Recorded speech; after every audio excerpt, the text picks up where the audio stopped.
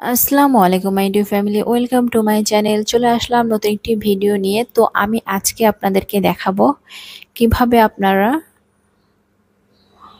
Used soft ড্রিঙ্কসের বোতল কেটে তাতে হচ্ছে সুন্দর মতো গাছ লাগাতে পারেন।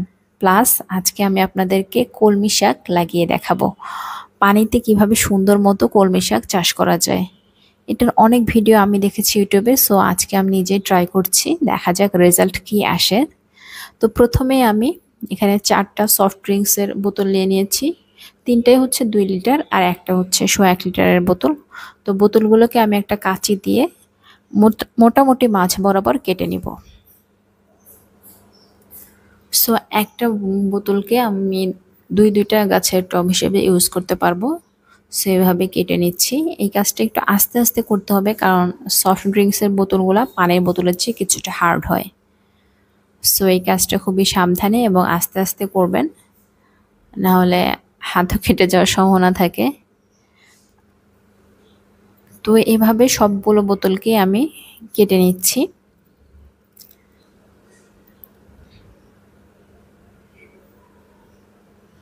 এই যে হয়ে গিয়েছে আমার বোতলগুলো কাটা।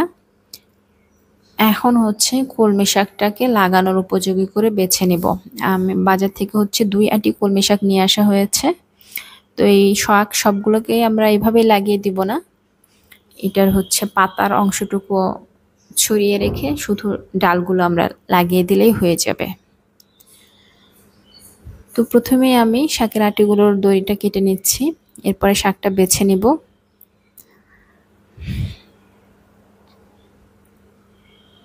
তো শাকটা কিভাবে হচ্ছে করতে হবে সেটা আপনাদেরকে আমি দেখাচ্ছি। এখানে আজকে শুধু হচ্ছে পাতাগুলোকে মেইনলি ভাজি করব, কারণ ডালগুলো থেকে হচ্ছে আবারও নতুন পাতা গজিয়ে শাক হবে। সো ডালগুলোকে লাগিয়ে দিতে হবে। সো এই যে এক একটা ডাল নিয়ে এভাবে শুধু ডাল থেকে পাতাটা ছড়িয়ে নিতে হবে। পাতাটাও একদম গোড়া থেকে না, একটু অংশ রেখে তারপরে ছিঁড়ে নিতে হবে। এইটুকু অংশ রাখলে এখান থেকে হচ্ছে নতুন নতুন কুশি বের হবে আর নিচে দিয়ে শেকড় বের হবে। তো এইরকম করে একটা একটা ডাল ছড়িয়ে পাতাগুলোকে আলাদা করে আমি রেডি করে নিচ্ছি শাক ভাজার জন্য, প্লাস নতুন করে কলমি শাক লাগানোর জন্য।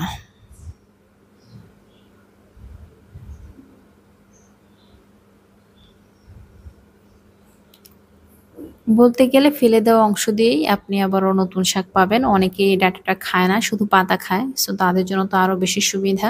এই ডাঁটাগুলোকে আপনি ফেলে না দিয়ে একটা বোতলে পানি দিয়ে রেখে একটা মোটামুটি আলো বাতাস আসে এরকম জায়গায় রেখে দিলে হবে। তো এই যে দেখতে পাচ্ছেন কতগুলো ডাল হয়েছে।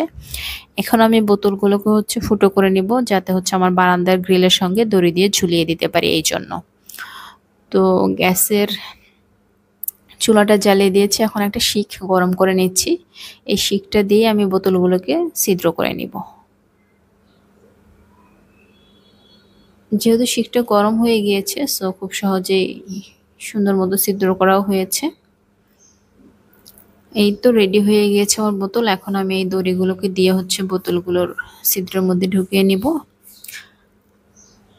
প্লাস বোতলে পানিও দিয়ে দিয়েছি। এখন এই পানির মধ্যে ডালগুলোকে একটা একটা করে, যেটা নিচের অংশ গোড়ার অংশ আর কি, নিচের দিকে দিয়ে উপরের অংশ উপরের দিকে দিয়ে সবগুলোকে ভালোভাবে অ্যারেঞ্জ করে নিয়েছি। আমি টোটাল হচ্ছে ৩টা বোতলের অর্ধেক সাইডে আর কি পানি দিয়ে এই গাছের ডালগুলোকে অ্যারেঞ্জ করে নিয়েছি। এই অংশটা নেওয়ারও একটা সুবিধা আছে, সেটা আপনাদেরকে দেখাচ্ছি। মেইন সুবিধাটা হচ্ছে আপনি পানি চেঞ্জ করার সুবিধায় বারবার আপনাকে দড়িটা খুলে ফেলতে হবে না। এটা একবার বেঁধে দিলেই পরে জাস্ট নিচে বোতলের মুখটা খুলে আগের পানি ফেলে উপর দিয়ে আবার নতুন পানি দিয়ে দেওয়া যাবে। সো দিয়ে দিয়েছি আমার রান্নাঘরের এটা দেখতে পাচ্ছেন, এটা আজকে হচ্ছে ৪ দিন পরের রেজাল্ট। আলহামদুলিল্লাহ, কি সুন্দর কুশি বের হয়ে গিয়েছে। ২-১টা পাতাও দেখা যাচ্ছে বড় বড় হয়েছে। তো ২ দিন ৩ দিন পর পর আপনারা পানিটা চেঞ্জ করে দেবেন। তো আজকে বৃষ্টি হচ্ছে, তো এটা হচ্ছে ৫ম দিন আর কি। আজকে মোটামুটি গাছের অনেকগুলোই পাতা বের হয়ে গিয়েছে। আসলে নিজে কিছু লাগিয়ে মানে ভালো হলে সেটা খাওয়ার চেয়ে বড় আমার কাছে দেখতে অনেক ভালো লাগে। তো এই যে দেখতে পাচ্ছেন, এটা কত সুন্দর বড় বড় হয়ে গিয়েছে। আর ২-১ দিন গেলেই খাওয়া যাবে এই পরিমাণ লাগছে। তো আপনাদেরকে এখন পানি চেঞ্জ করাটাও দেখাই, যেটাতে কিভাবে খুব ইজিলি পানিটা চেঞ্জ করে আবার নতুন পানি দিতে পারবেন। যেহেতু আমি নিচের দিকে এরকম দিয়েছি, তো বোতলের মুখের ওইদিকে আর কি শিকড়ের জন্য মুখটা খুলতে একটু সমস্যা হচ্ছে, বাট এটা খোলা যাবে। এটা একেবারে আটকে যায়নি। এই যে অতিরিক্ত পানিটা আছে ওইটা হচ্ছে ফেলে দিয়ে আবার নতুন করে পানি দিব।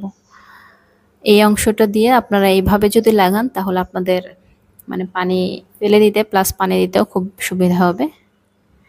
তো এই তো দেখতেই পাচ্ছেন আমার বারান্দার বাগানে লাগানো কলমি শাক। আপনারাও চাইলে বাসায় এভাবে লাগিয়ে দেখতে পারেন, অবশ্যই ভালো হবে। সো ভালো থাকবেন সবাই। আজকের মতো এ পর্যন্তই। আল্লাহ হাফেজ।